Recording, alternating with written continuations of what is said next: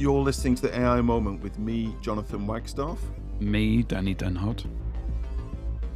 And Dan, what are we going to talk about today? Today, I thought it would be a really good opportunity to actually talk around where AI is having a positive impact on business. A lot of people talk around the benefits. A lot of companies talk around what they've done well. Right. Okay. I'll start from the top.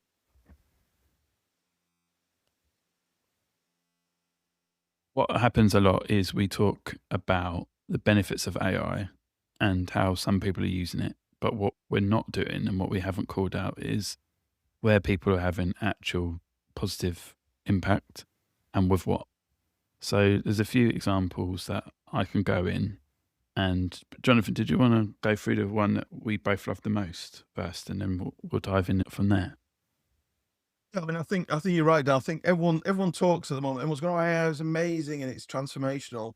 But for some people, this feels a bit vague. And it's the same idea for me when everyone says, "Well, exercise is good for you." It's okay, but tell me which gym routine should I do for my circumstance? So I guess our feeling was if we just point out one or two real things that are happening out there, that might be a bit inspirational for people. My favorite story, as you know, is some people may have heard this one, IKEA. And the story goes with IKEA that they've obviously, like lots of businesses, they've been recording service desk calls for a long, long time.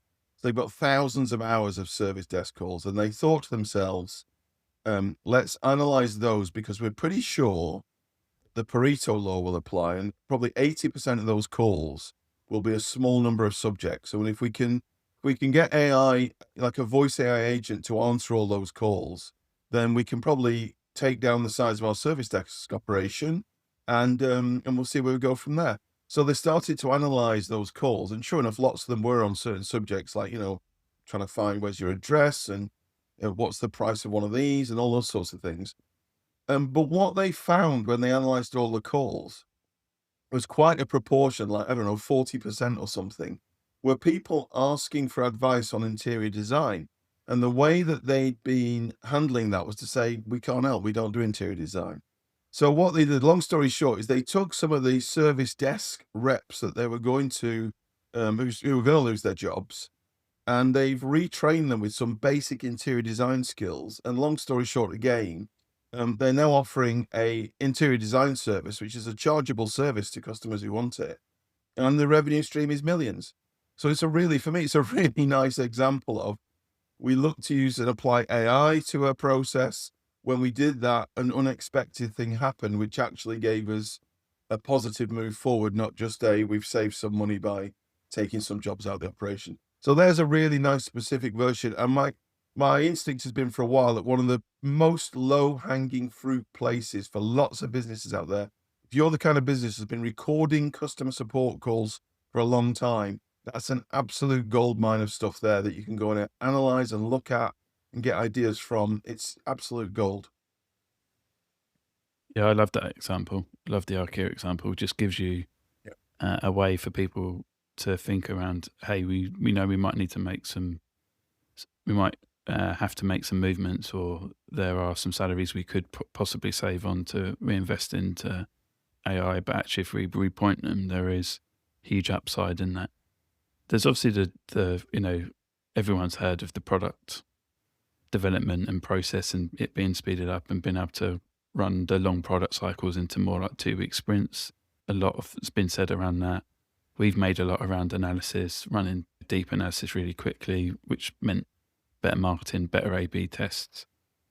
There's a lot you can do, obviously, baked in there with Claude and run deep analysis, and then it enables you to do better product runs, better site testing, better delivery optimizations. But a lot of marketeers will tell you they're doing a lot with it. But I think some of the real world use cases that aren't really talked around a lot, but I'd love to share, is in Sweden, there was an assisted cancer screening, which meant that the rate of positive identifications much earlier on happened, which meant that many more people got treatment far more quickly. And that's obviously a real world impact and has real world consequences in that, which is great. Another example that I like to bring up to people is agriculture. It's not one that you'd think would be, optimized by AI very, very much, but there's a lot of AgTech brands that have managed to improve products and then solutions, so improving their yield to improving and actually optimizing their water usage to then reducing a lot of wastage on their meat, which to some people doesn't sound a lot, but has had billions and billions of savings across the board, and that savings should be pushed across to us as well. So that's happening a lot in US, in Australia, and in Europe as well. Yeah, a couple of things to say, Dan. It was interesting. I was reading about, I don't know if it's the Swedish one, but it was somewhere where they'd said that they're now at the point. Obviously, the way that the initial diagnosis is often made for things like cancer, say lung cancer, is there's very high quality imaging done, and then the radiologist looks at that image and they're looking for the shadows or the different patterns in the image that make them know that that's potentially a problem. And this thing was saying that the AI is picking those things up months before the radiologist can see it. I mean, we're detecting months earlier. And as you know, early detection is the most important thing to do if you're trying to stop cancer. The earlier you can get it, the better. So that is an absolutely brilliant example. And to your other example, one of the things that I was reading a lot 5 years ago was I can't remember the exact numbers, but it was something like the amount of resource, you need 50 kilograms of resources to create a kilogram of beef. Whereas you only need 2 kilograms of resources to create the equivalent amount of protein in, say, nuts. So the question being asked at the time was, for how long can we carry on eating things like beef? Because they are such an ecological drain on the planet.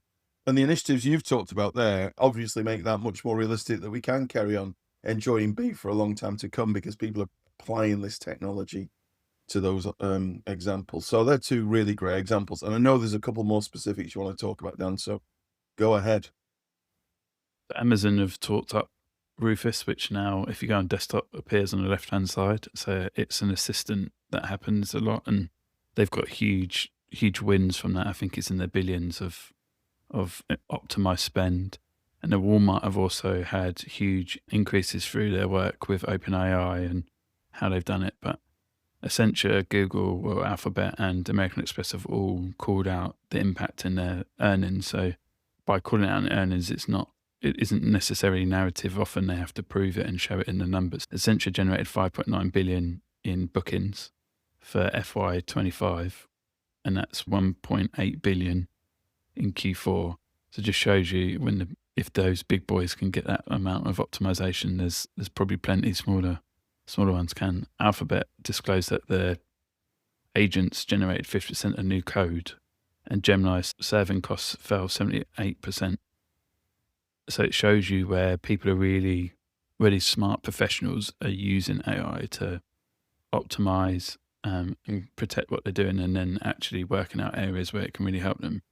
And if a company like American Express can report account declined like by 25%, so contacts declined by 25%, and they've cut fraud protection down by 90%, it just shows you where big, medium and small size businesses could be inspired to apply those changes too. Yeah, I think those fraud detection things, they're all really, I mean, Visa and Barclays, and they're all really hot on that stuff and using AI as a strong component there and improving their performance in those areas. So that's a really clear one for me. It's back to what we said before, Dan. There is clearly specific use cases around automation and time and money saving, and they're important and they're quite often the first things we get to.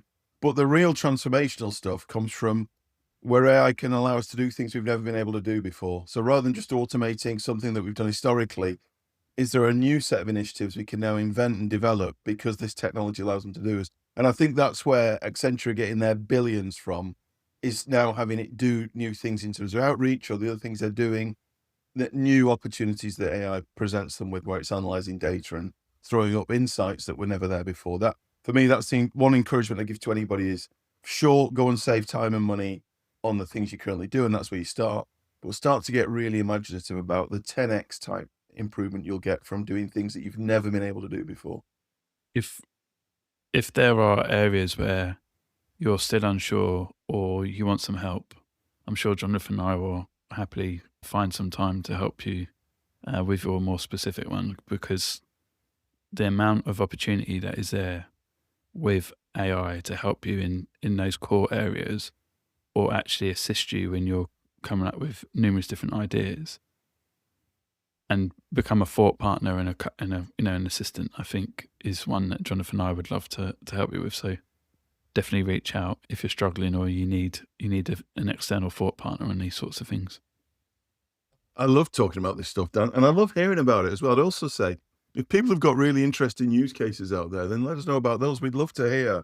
Dan and I was very interested in what people are actually doing with this stuff, in the real world, and the challenges they're having and how they're overcoming them, and the thinking that's going on. We'd love to hear. Just ping us through any of the normal contact routes. Just let us know. We'd be really interested to talk to.